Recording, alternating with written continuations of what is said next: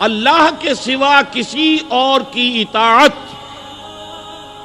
جس سے اللہ کی معصیت لازم آتی ہو، شرک۔ لا طاعت لمخلوق فی معصیت الخالق، مخلوق میں سے کسی کی اطاعت نہیں ہوگی یہ اس معاملے میں جس میں خالق کی معصیت لازم آ رہی ہے۔ ہاں، خالق کے احکام کے اندر والدین کا حکم بھی مانو، اطاعت کرو، اساتذہ کا حکم مانو، کسی اور کو اپنا لیڈر مانا ہے اس کا حکم مانو، لیکن ناٹ بیونڈ وہ جو سرکل ہے کتاب و سنت کا، اس سے باہر نہیں۔ لا طاعت لمخلوق فی معصیت الخالق، یہ آپ الجبرے کے فارمولے کے طور پر اپنے سامنے رکھیے، اب اسے اپلائی کیجئے۔ جیسے فارمولوں کے ذریعے سے پھر بڑے بڑے وہ سم جو ہے وہ حل کیے جاتے تھے سوالات۔ صبح کا وقت ہے، آنکھ بھی کھلی ہے، کوئی اذان کی آواز بھی کان میں آئی ہے، آپ کا نفس کہتا ہے ابھی سو جی۔ آپ نے اپنی چادر یا کمبل کو درست کیا اور کروٹ لی اور سو گئے۔ یہ کیا ہے؟ آپ نے کس کا حکم پیچھے پھینکا اور کس کا حکم مانا؟ اللہ کے حکم کو پیچھے پھینک دیا، نفس کے حکم کو آگے رکھ۔ یہ شرک، اس شرک کو جاننے والے بہت کم ہیں۔ مولانا روم نے خوب کہا تھا، نفس ماں ہم کم ترس فرعون نیست لیکن ایراعون نیست۔ میرا نفس بھی فرعون سے کم نہیں ہے۔ فرعون نے کہا تھا نا الیس لی ملک مصر وہذہ الانہار تجری من تحتی، کیا اس ملک مصر کی حکومت میری نہیں ہے؟ اور سارا جو یہ آب پاشی کا نظام ہے، انہار کا نظام ہے، وہ میرے کنٹرول میں نہیں ہے؟ جس کا چاہوں موگا کھلا رکھوں، جس کا چاہوں بند کر دوں۔ یہ تھا خدائی کا دعویٰ، انا ربکم الاعلی۔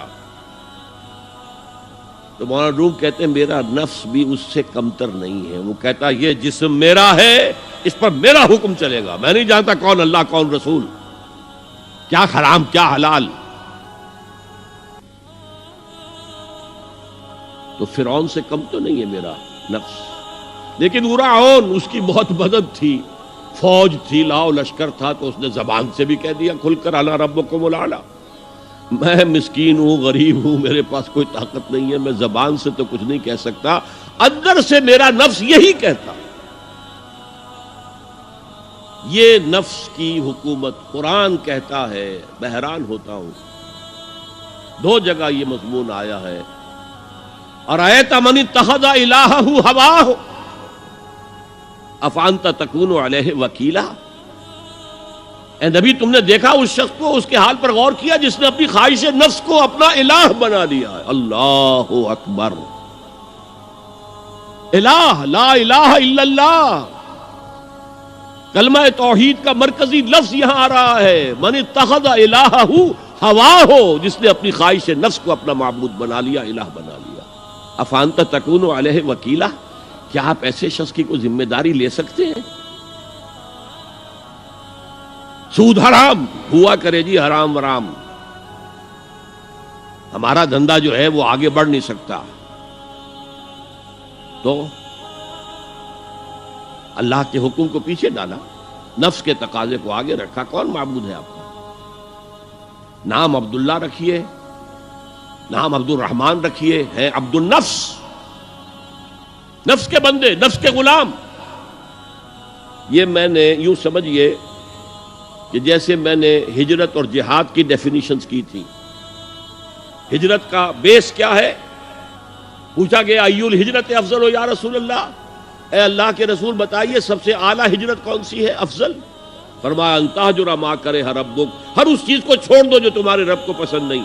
آج رات ہی سے آپ ہجرت شروع کر سکتے ہیں۔ جائزہ لیجئے کیا کیا چیزیں میری زندگی میں خلاف شریعت ہے، تو اللہ کو ناپسند ہے، فیصلہ کیجئے کہ آج کے بعد نہیں ہوگی، ہجرت شروع ہو گئی، افضل الہجرہ، سب سے افضل ہجرت شروع ہو گئی۔